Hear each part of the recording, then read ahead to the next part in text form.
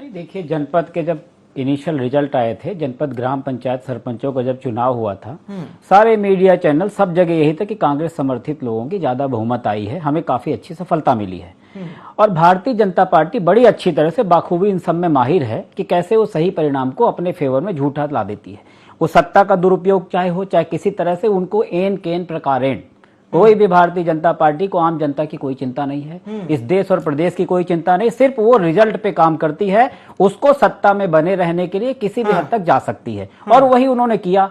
हर तरह का साम दाम दंड भेद लगा करके उन्होंने रिजल्ट अपने फायदे में, अपने फेवर में ला लिया है। तो भारतीय जनता पार्टी का तो कृत्य यही है। अभी शिवराज सिंह चौहान बोल रहे थे कब्जा हो गया, मतलब जैसे कोई जंग जीती हो, कब्जा हो गया है ना। तो ये इनका एटीट्यूड, इनका जो बर्ताव है वो यही बताता है। एक जो हम की भावना, हमें ऐसा होनी चाहिए, लेकिन इनमें हमेशा मैं की भावना है। अभी तक ये बोलते थे विपक्ष विहीन, अच्छा लोकतंत्र तभी होगा जब अच्छा विपक्ष होगा, लेकिन ये तो इस चीज को मानते ही नहीं, इस चीज में विश्वास रखते हैं कि विपक्ष विहीन इनको चाहिए। निश्चिंत होकर इनके कितने भी काम, इनके जीतने का कोई पैमाना हमें समझ में नहीं आता है। आम जनता को जब कोई रिलैक्स देगा तब तो समझ में आता है जीतने का। एक जीतने का कारण हमारे समझ में नहीं आ रहा। और दूसरा जो दिव्या जी बोले हेलीकॉप्टर हेलीकॉप्टर, अरे हेलीकॉप्टर कमलनाथ जी का हेलीकॉप्टर कमलनाथ जी के पैसे से चलता है, शिवराज सिंह चौहान का हेलीकॉप्टर हम लोग के पैसे से चलता है। ये बहुत बड़ा अंतर है। चाहे उड़े चाहे न उड़े, हमारा हेलीकॉप्टर है। इनको जो बड़ी मिर्ची लग जाती है भारतीय जनता पार्टी के, ये जो पहले रिजल्ट आ रहे थे वो कह रहे थे जो भारतीय जनता पार्टी मैनेजमेंट में माहिर है, वो मैनेजमेंट के साथ में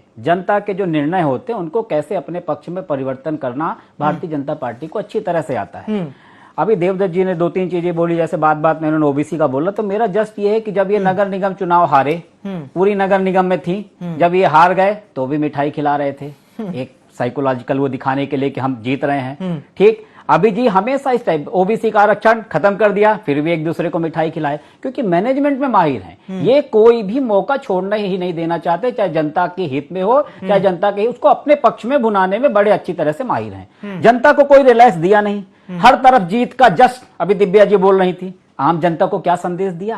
बेरोजगारी, महंगाई, पनीर जैसी चीजों में जीएसटी लगा के ये जीत का आप श्रेय दे रहे हो, आप उसको जनता को उसका रिजल्ट दे रहे हो कि जनता ने आपको जिताया और आपने सीनियर सिटीजन का वो छूट खत्म कर दी। तो ये भारतीय जनता पार्टी कोई काम कभी नहीं बताएगी, मैं, मेरी पार्टी, मेरा संगठन, मेरा सब मेरा।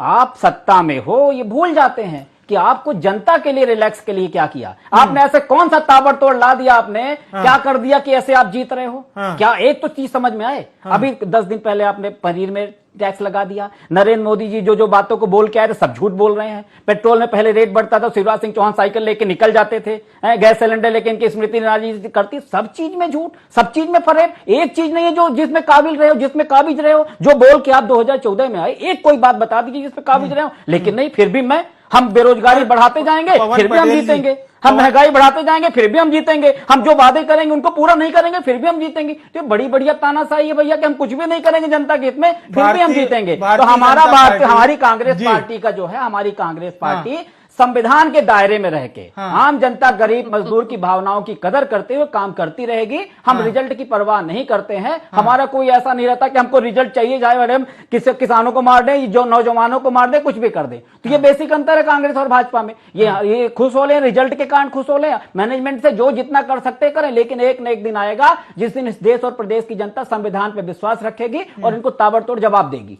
चलिए, तो आज विश्वास नहीं कर रही जनता संविधान पर? नहीं, वही तो बता रहे हैं ना कि वही तो आज इनका मैनेजमेंट कायम है ना, वही तो बताने का प्रयास कर रहे। जनता ने तो हमें अमेंडमेंट दिया, जनता ने दिया, लेकिन ये मैनेजमेंट से जीत रहे हैं। धन पटेल साहब, वैसे तो इनकी बी टीम है, मैंने पहले ही कहा इसीलिए करते। मैंने जो मैनेजमेंट की बात करी कि काम करने के लिए, इनको बताने के लिए कुछ नहीं, इसलिए मैनेजमेंट करके जीतते हैं। दूसरे दिव्या जी ने जो बोला हार जीत की बात, मैंने पूरी बात की कि संविधान के दायरे में रह के करेंगे। ऐसा नहीं कि मैं मतलब भाजपा और 750 किसानों को मार देंगे, ऐसा जीत हमको नहीं चाहिए। मेरा बोलने का प्रयास ये था, फिलॉसफी नहीं जान रहा हूं, पूरा इतिहास सामने कि अगर उत्तर प्रदेश का चुनाव नहीं होता तो 750 नहीं 7.5 लाख किसान मर जाते, तब भी किसान बिल वापस नहीं ले लिया। तो उसके बाद वापस ले, मैं ये बताने का प्रयास करूं कि भारतीय जनता पार्टी और हम अपनी बात संसद में कह नहीं सकते, सड़क में कह नहीं सकते कि ये कितने लोग धरने में बैठे। कांग्रेस के समय ऐसा नहीं होता था, कोई एक व्यक्ति अगर धरने में बैठता तो तहसीलदार एसडीएम जाके पूछता था तुम्हें क्या समस्या है, इनसे पूछे कितने धरने प्रदर्शन गए।